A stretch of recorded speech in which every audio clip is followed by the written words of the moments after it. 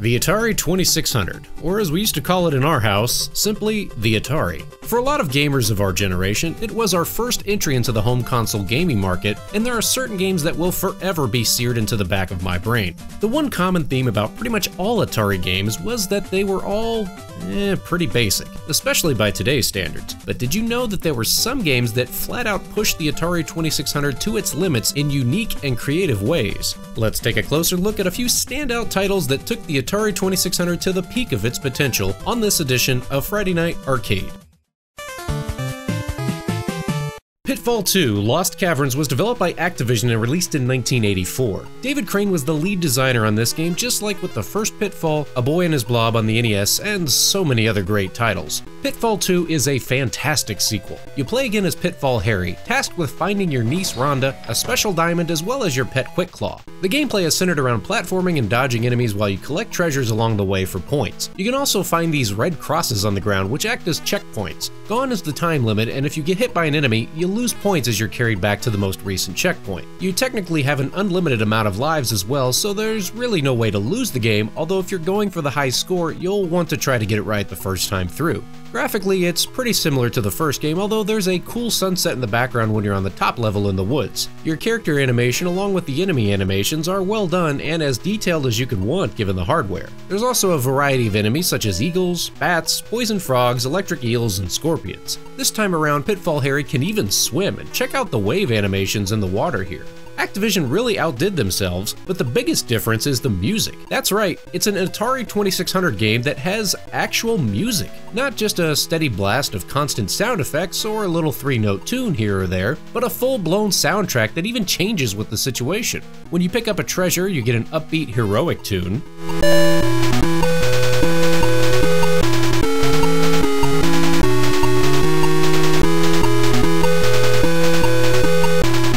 There's a steady tune that plays throughout.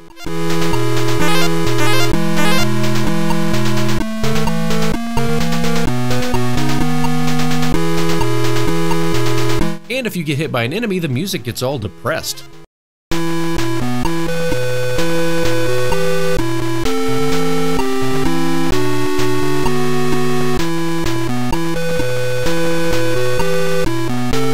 It even plays a completely separate tune when you're riding the balloon.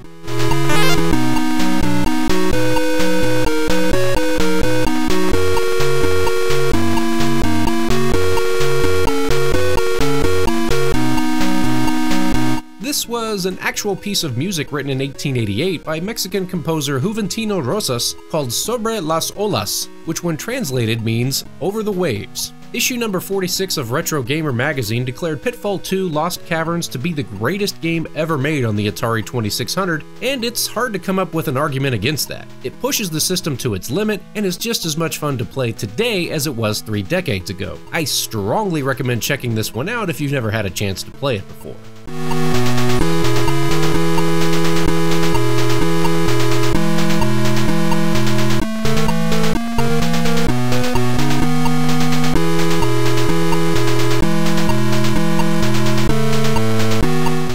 By the time this next game was released in 1986, most gamers were probably helping a certain plumber rescue a certain princess. As a result, Solaris most likely slipped under a lot of folks' radars somewhat unnoticed, and it's a shame too because this is by far the prettiest game to look at on the Atari 2600 console. Smooth scrolling 3D environments, sprites that scale in from the background, and a complex warping system allowing you to jump around in different quadrants taking out the bad guys. Oh yeah, and sometimes this happens.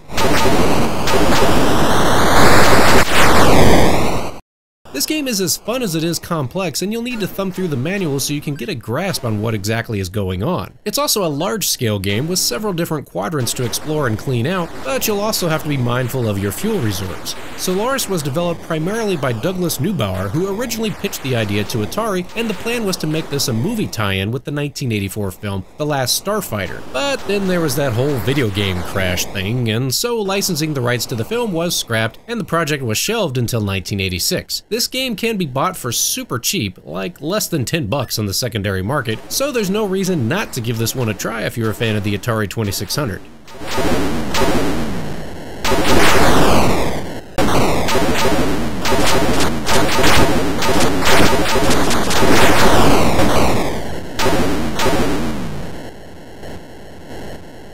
Tunnel Runner, developed by CBS Electronics and released in 1983. Now, here's something you don't see every day. This is genuine 3D gameplay on the Atari 2600. The goal is to navigate your way through a three-dimensional maze, all while avoiding these giant monsters called Zots. Movement is done entirely with the joystick, and you use the button to bring up the map. In the early stages on the map, you can see the monsters moving around off-screen, although in later stages they become invisible. If you play on the second variant of the game, the mazes are even randomly generated, which is crazy to think about given the hardware. If you're wondering how CBS Electronics pulled off this feat of wizardry, it's a result of a special add-on RAM Plus power chip embedded in the cartridge. This adds a whopping 256 bytes of memory to the console. It's similar to what the Super FX chip did on the Super Nintendo, but it's incredible to think they pulled this off back in 1983.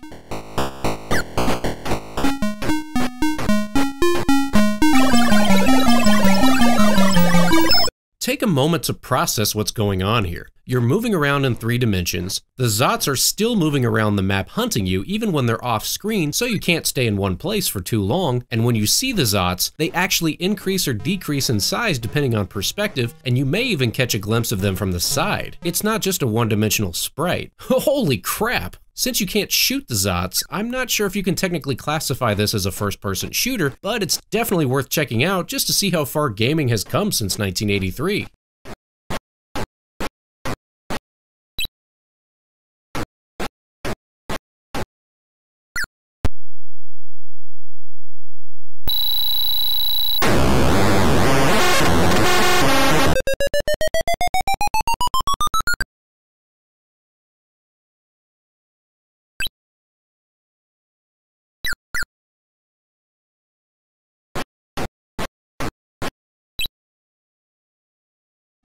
Well, look at that, another 3D game on the Atari 2600. Who says you need a modern computer for 3D games, huh? Battlezone, developed and released by Atari in 1983. This was first released as an arcade cabinet which featured wireframe graphics and then ported to the home console with more of a chunky pixel look. The storyline, straight from the game's manual, reads, "The year is 1999 and the nations of the Earth have declared a worldwide peace plan. But there's a problem with the proposed truce. A council of military commanders has unleashed battalions of automated weapons into the countryside. These aerial fighters, flying saucers, tanks, and super tanks will turn the world into a lifeless landscape unless you can stop them. Luckily, you've discovered an old military tank hidden inside the museum. Use your joystick to steer the tank as you search for enemy automatons. Since your electronic periscope only gives you a front view from the tank, you'll have to rely heavily on your radar screen to detect the enemy. If you see a blip on the radar, you need to move fast. Use your joystick to turn your tank until the enemy appears on the screen. Press the red controller button to fire your turret gun." Whew, that's original. So, if this game looks familiar, it's because there were several knockoffs of it, including Robot Tank, which I've talked about a couple times already on this channel. Although I certainly like the look of the graphics on Battlezone, Robot Tank is my preferred choice between the two. While the gameplay in both games is pretty much identical right down to the radar, in Robot Tank you get weather conditions as well as various status effects for your tank. It's not just a one-hit kill for your tank, and you can also shoot the incoming missiles from enemy tanks. In Battlezone, there's really no way to get out of the way of incoming fire. Which do you think is better, Battlezone or Robot Tank?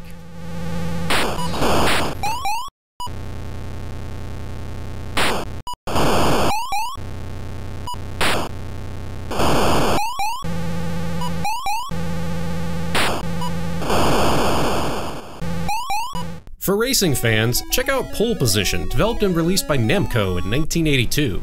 It's yet another 3D perspective game where you navigate through a twisting, turning track while dodging other vehicles. You can shift gears from low to high by pressing up or down on the joystick, and the button is your brakes. The play control is a little stiff compared to other racing titles such as Enduro, but overall this is pretty cool and very fast paced. The sound effects are pretty neat, whether it's the sound of other vehicles whizzing past you, or the sound of a collision. Also check out the scrolling mountains in the background that move left or right as you're steering through the track. It's subtle, but adds a depth of realism you wouldn't expect on a system from this day. This may not be my favorite racing title on the console, as that's probably still Enduro, but Pole Position is definitely worth a look.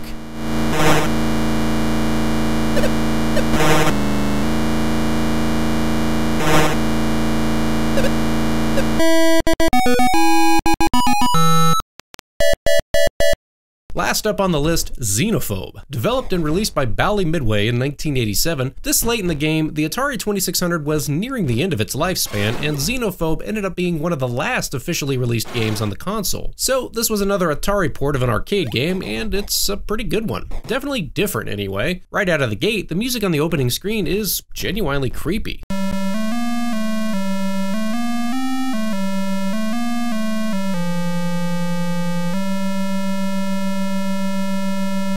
The story here is that a space station has been overrun with aliens. Not those aliens, we swear. And your mission is to take them out. It's side-scrolling action, and you can even pick up power-ups along the way, such as different guns and even grenades. The aliens are all different too. There's tentacles hanging from the ceiling, these little crawling aliens that grab a hold of you but are totally not at all like facehuggers, and then these little guys that turn into eggs and then get bigger over time. While you could probably do better to find the NES version of this game, you still have to tip your cap to them for pulling off something this complex on the Atari 2600.